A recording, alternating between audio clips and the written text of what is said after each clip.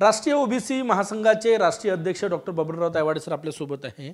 Sir, सरसकट प्रमाणपत्र मागताय तर मग व्हॅलिडिटीचा प्रश्न तुम्ही उपस्थित केला, काय मुद्दा आहे? नाही हे बघा, आज सुद्धा ओबीसी संवर्गामध्ये ज्या 400 जाती येतात त्या 400 जातींना जात प्रमाणपत्र मिळाल्यानंतर जेव्हा ओबीसीचं प्रमाणपत्र मिळतं तेव्हा त्याची व्हॅलिडिटी काढावी लागते.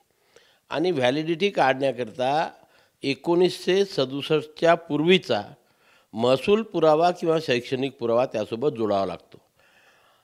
तो जर पुरावा ज्या व्यक्तीकडे नसेल तर त्याला व्हॅलिडिटी मिळत नाही.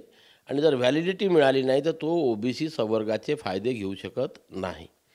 आज पण आमच्यामध्ये ज्या काही जाती ओबीसी संवर्गामध्ये आहेत त्यापैकी अनेक असे कुटुंब आहे, अनेक की ज्यांच्याकडे कास्ट सर्टिफिकेट आहे, त्याला ओबीसीचं सर्टिफिकेटही मिळालेलं आहे, कारण ती कास्टच्या 400 जातीपैकी एक असला. पण जेव्हा तो व्हॅलिडिटी काढायला जातो तेव्हा तो 1967च्या पूर्वीचा पुरावा सादर करू शकत नाही. त्याच्यामध्ये तांत्रिक अडचणी येतात, आणखी येतात.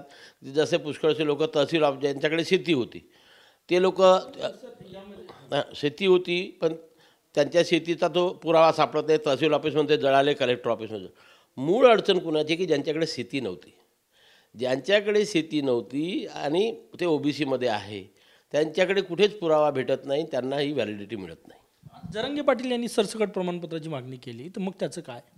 नाही, मी नेहमीच तो प्रश्न हे म्हणत असतो की ही जर 67च्या पूर्वीचा पुरावा आजही ओबीसीमध्ये ज्या जातींजवळ नाही आहे त्यांना व्हॅलिडिटी मिळत नाही, यांना उद्या व्हॅलिडिटी कशी मिळणार? नुसतं प्रमाणपत्र देऊन भागणार नाही. ते 1967च्या पूर्वीपासून तो बदल करावा लागेल तरच तो व्हॅलिड राहील, अन्यथा राहणार नाही. म्हणजे प्रमाणपत्र जे मागितले जात आहे किंवा आत्ता 5 लाख जणांना कुटुंबांना प्रमाणपत्र देण्याचा निर्णय शासनाने घेतलेला आहे किंवा जरांगे पाटील प्रमाणपत्र मागतात ओबीसीचे, फक्त प्रमाणपत्र देऊन चालणार नाही. नाही, हे बघा, आता ज्यांच्या नोंदी सापडल्या त्या जस्टिस संदीप शिंदे साहेबाची समिती आहे, तर त्यांनी बरोबर 1967च्या पूर्वीच्या नोंदी शोधून काढल्या असतील.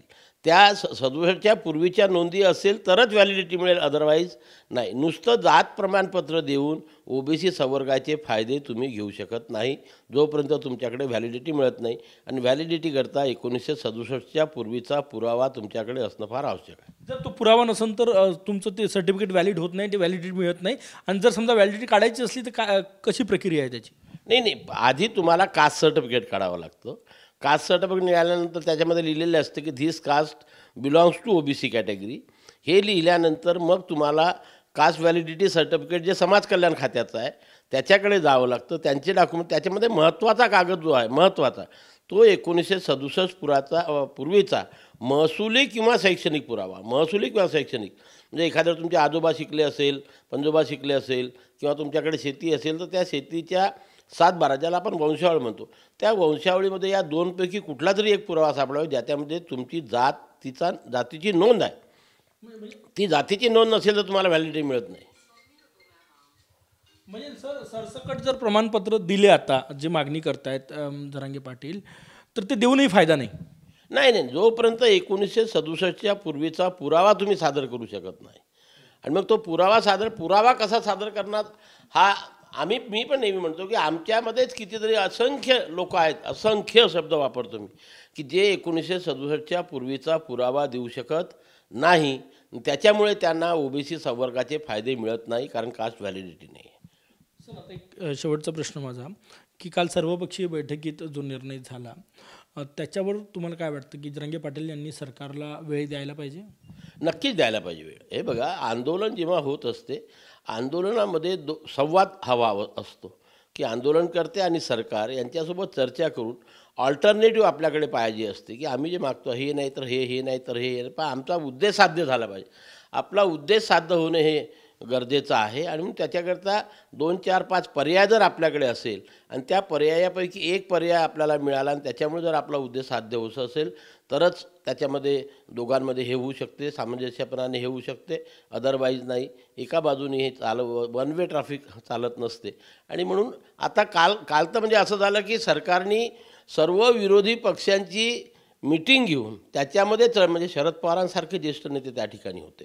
त्या सर्वांची मिटिंग घेऊन त्यांनी सांगितलं की जे आम्ही आणि विरोधक सर्व मिळून जे करू शकत नाही करू शकत, आणि म्हणून आम्ही हा पर्याय देतो, याच्यावरती आपण विचार करावा असं सरकारने सुचवलेलं आहे. त्याच्यावर काय विचार करतात तो जरांगे पाटलाचा प्रश्न आहे. ते म्हटले की नाही विचार करत, त्यांनी जलत्यागही सुरू केलं. म्हणजे तो करायचा की नाही करायचा तो त्यांचा प्रश्न, आम्ही त्यांना सल्ला देऊ शकत नाही, कारण शेवटी आंदोलनकर्त्याला आपली भूमिका मांडायची आहे, दुसरे कोणी त्यांना सजेशन देऊ शकत नाही.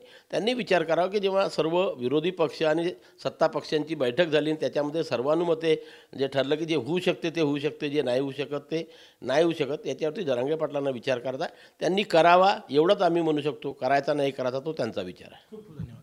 कॅमेरामॅन सचिन सयामसह गजानन माटे, TV9 मराठी, नागपूर.